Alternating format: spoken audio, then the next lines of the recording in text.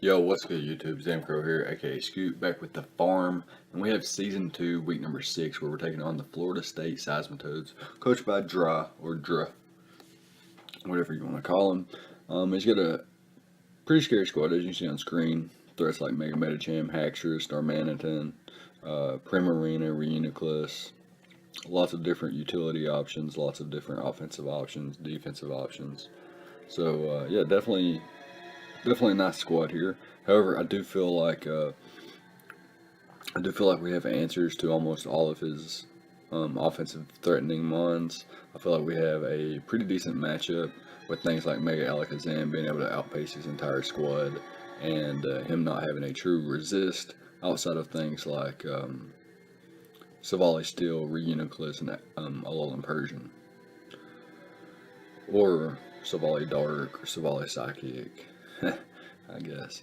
But yeah, Mega Alakazam looks really good in this matchup, so the idea was to try to build around it. I do have well, let's go over his entire squad. He's got Roserade, which has, Toxic Spikes options, Sleep Powder option, Life Orb Technician, Leaf Storm, Sludge Bomb, Hidden Power of Choice, whatever. Roserade's really good, got a decent speed tier. Mega Metacham's even faster than Roserade, hits harder than Roserade, hits hard as just about anything you can ever think about. High jump kicks, pretty much unresisted, even if you do have a resist to it.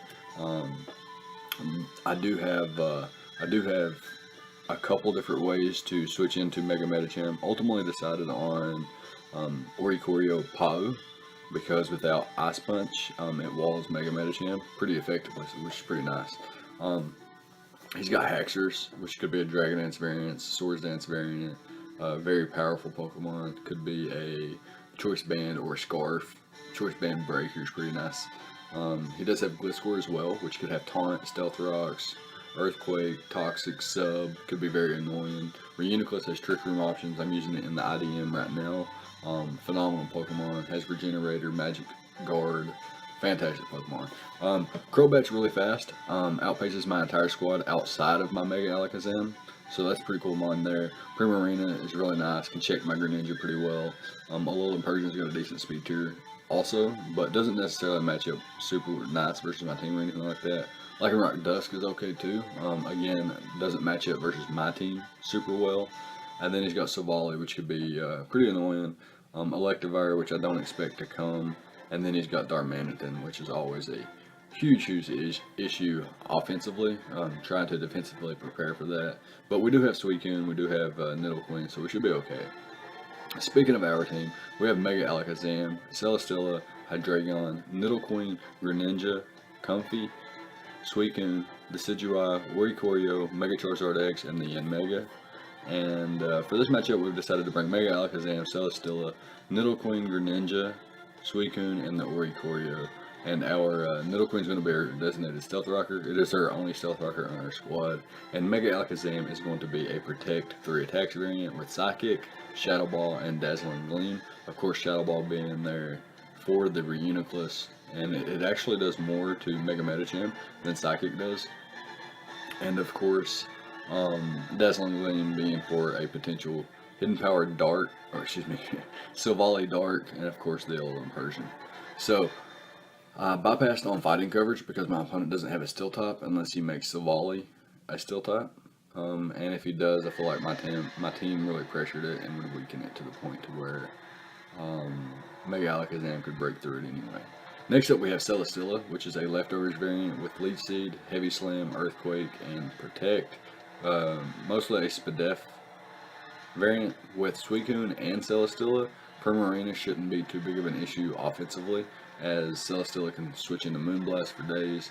Of course, Suicune will be my initial switch, because it will take Moonblast and Scald or Hydro Pump pretty well. Celesteela doesn't appreciate an offensive Hydro Pump after Stealth Rocks. So, yeah, we'll definitely switch into Suicune. If he goes for a Fairy type attack, I will go into my Celesteela from there. However, if he is already locked into a Fairy type move, or just going for a Fairy type move over and over and over, then I can just switch into my Celesteela. Alternatively, if I know he's locked into a Fairy type move, I could also go into my Nidoqueen, which is my next Pokemon, also a Spadef variant. Takes on Rosary decently well. Takes on like the likes of Lycanroc Dusk and Electivire pretty well. Despite being specially defensive, their physical offense doesn't break me, and I can one-shot the both of them with Earthquake. We've got Poison Jab and Ice Punch as well. Ice Punch is there for the Gliscor, and the Earthquake hits things like Darmanitan. It hits Crobat upon roost, which is really nice, and Ice Punch hits it when it's not roosting, which is super cool for me. It does not allow Haxorus to set up in front of me with Ice Punch and things like that, which is really nice. So next up we have one of our win conditions, or one of our best revenge killers in our Choice Scarf Greninja. It has Surf, Dark Pulse, Ice Beam, and Gunk Shot. Obviously, Surf and Dark Pulse are stab, pretty much self-explanatory. He does have some mons that, resist Surf but don't resist Dark Pulse. And I do have Ice Beam that I could potentially lock myself into a lot easier than it looks. Like if you look on screen, like why would you lock yourself into Ice Beam? Well, say he brought Roserade, Mega Medicham, Haxorus, Gliscor, Crobat, and Primarina as the Greninja check. If I was to eliminate Primarina and weaken something like the Mega Medicham, then I could sweep with Ice Beam. Like Roserade's 2-hit KO'd, Haxorus is 2-hit KO'd, Gliscor drops, Crobat drops depending on its set after Stealth Rocks and things like that. So yeah, Ice Beam's really, really nice. Can clean up late game potentially. And Gunk Shot is there for the Primarina. If I weaken it and it's not Kibia Berry, then Gunk Shot will knock it out. I can also 2-hit KO it with my attack investment if it is max HP. If it's max HP, max defense, then it's a roll in his favor. So it's not really worth it there at that point. We are speed creeping, I believe, up to the Lycanroc Dusk if you wanted to bring it as a Choice Scarf user. We are Rash Nature, and we have 172 attack EVs and 144 special attack EVs. So we got a nice mix set here on the Greninja. And last but not least, we have our Suicune and our Oricorio. More defense added with Celesteela and Nidoqueen. These are both physically defensive as well. Counterparts to Celesteela and Nidoqueen being specially defensive. And Suicune has Scald, Ice Beam, Roar, and Protect. Very defensive, like I mentioned. And Oricorio has Calm Mind, Air Slash, Baton Pass, and Roost. Now, I cannot Baton Pass a Calm Mind, though I can Baton Pass just a Baton Pass, if that makes sense. Honestly, I might have just cut out Baton Pass altogether. I think I did actually change that last move to Revelation Dance. I'm not real sure though. What the last move was after I took Baton Pass off. The plan was to Calm Mind up, Baton Pass into Greninja or Mega Alakazam and win, but then I realized right before the match started that Baton Pass was not allowed. So stats anyway. I can't Baton Pass any stats. But I can Baton Pass just to Baton Pass. But it wasn't worth it in this match, so I did change it to Revelation Dance, I'm pretty sure. Anyways, that's going to be the prep, and we can hop into the battle, and we'll be right back with the replay. Alright, so here we are with the replay, and my opponent has decided to bring the Mega Medicham, Roserade, Alolan Persian, Primarina, Lycanroc Dusk, and the Reuniclus. So no Gliscor, which is really nice. That thing's always a pain. No Haxorus, which is really nice. That thing can just straight up sweep at almost any given time once it finds once its path has been set. Anyways, my opponent has one potential Stealth Rocker in this matchup, Lycanroc Dusk, with Roserade able to set up Toxic Spikes and Spikes as well. So I don't expect him to have Toxic Spikes, probably as much as he doesn't expect my Nidoqueen to have Toxic Spikes, because we both have grounded poison types. It'll be interesting to see what he leads with here though. I'm just going to lead with my Nidoqueen. I do pretty much guarantee Stealth Rocks up. Unless he had Taunt, obviously, on the Alolan Persian. Able to get my rocks up as he goes into the Reuniclus, and I can just easily switch into my Suicune here, scout what he wants to go for. If he was Calm Mind, I could just roar him out, but he does reveal the future size, so I'm just going to roar here on this following turn as he goes for the Thunder. So here I'm going to Protect, and this is a huge boo-boo I made here, as I'm going to protect myself from the Scald, but I'm going to take the Future Sight. Had I just switched into my Greninja there, how phenomenal would that have been? because I roared this thing out. He didn't switch into it, so it's not like he was trying to spam fairy type attack or something like that. And he goes for the Scald to get the burn. I could have went into my Greninja there, and I would have taken minimal damage from the Scald, and I would have been immune to the future sight. Unfortunately, I didn't do that, and my opponent is able to get rid of the Suicune here. So I go for the Leech Seed. I'm going to start to wear this thing down, put it in Greninja range. He does go for Scald and gets the burn, which is really, really unfortunate for me, but it's not going to be the end of the world. So we throw off another Leech Seed expecting him to switch, but he does stay in and just click Rest. So he is a Rest set, very fat Primarina probably.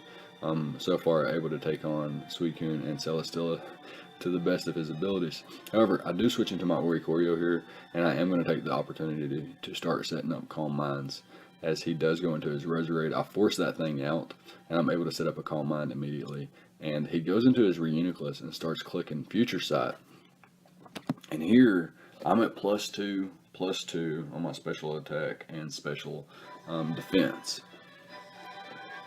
So at this point, he doesn't really have anything that can break me, and I'm faster than a lot of his threats. I've got the type advantage versus everything outside of Alolan Persian and the Lycanroc Dusk, so this is fantastic for me.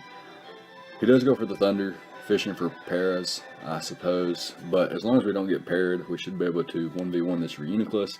However, we do get paired, so that's going to be unfortunate there. We're going to roost up, and now my opponent reveals Signal Beam. So he's paralyzed me, and now he's trying to confuse me alongside with Signal Beam.